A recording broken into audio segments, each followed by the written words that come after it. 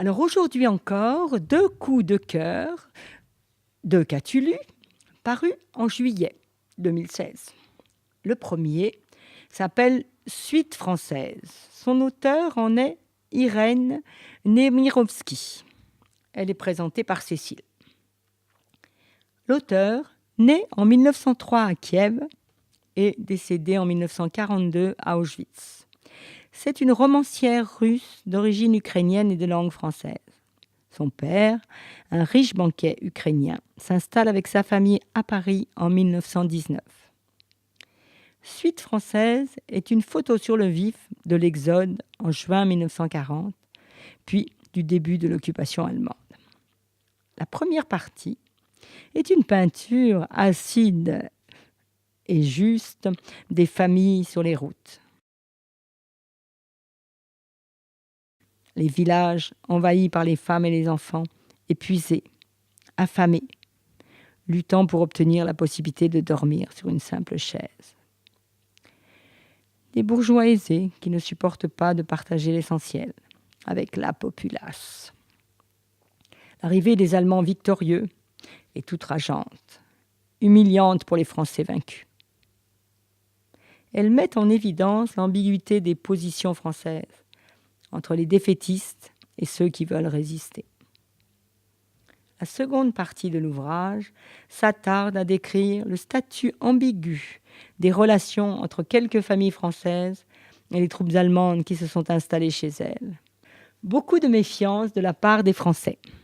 Mais le temps passant, les relations humaines se nouent, chacun cherchant à définir un modus vivendi acceptable, sans perdre la face. C'est un livre tout en finesse, qui décrit l'âme humaine avec ses nuances de gris, du blanc au noir, dans le milieu populaire comme dans la bourgeoisie. Pas vraiment de héros exemplaires, mais des hommes et des femmes, avec parfois des gestes de générosité, mais surtout d'égoïsme, de jalousie, de frustration, beaucoup de solitude, dans une impasse totale.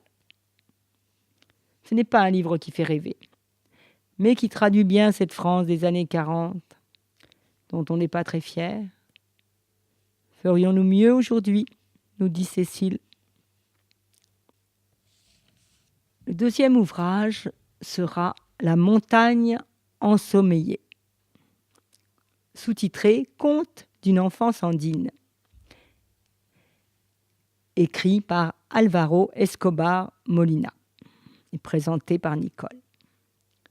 La montagne ensommeillée est composée d'une suite de contes indépendants qui sont comme des incantations à un monde disparu.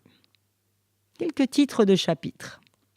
Les cadeaux de la pleine lune, la solitude, mon fleuve, les trois dames, ce que racontent les tantes. Ces titres permettent déjà de situer la place majeure de la nature, la place de la famille, avec ses traditions et ses liens si forts. Le sujet du livre est d'abord le récit d'une enfance, celle de l'auteur, quelque part en Colombie, à l'ombre de la montagne Madre. Ce livre évoque avec une émotion contenue l'exil, la dépossession de la terre, des ancêtres, la migration forcée de la terre natale, entraînant celle des esprits, l'apprentissage d'une langue nouvelle. L'auteur ne s'apitoie pas sur les deuils, la solitude, la souffrance. Ils sont seulement constitutifs de lui-même. Il nous offre surtout l'enchantement, la magie de son enfance dans une langue poétique qui transfigure et magnifie la terre-mère. Ce livre m'a touchée par sa simplicité. J'ai aimé le lien entre les espaces et le temps, l'harmonie du souffle des êtres, des choses et des animaux. Cette respiration singulière qui englobe l'éternité, les ancêtres avec le présent avec en germe le futur. Il en découle un grand apaisement, malgré la peine et la douleur des épreuves de la vie.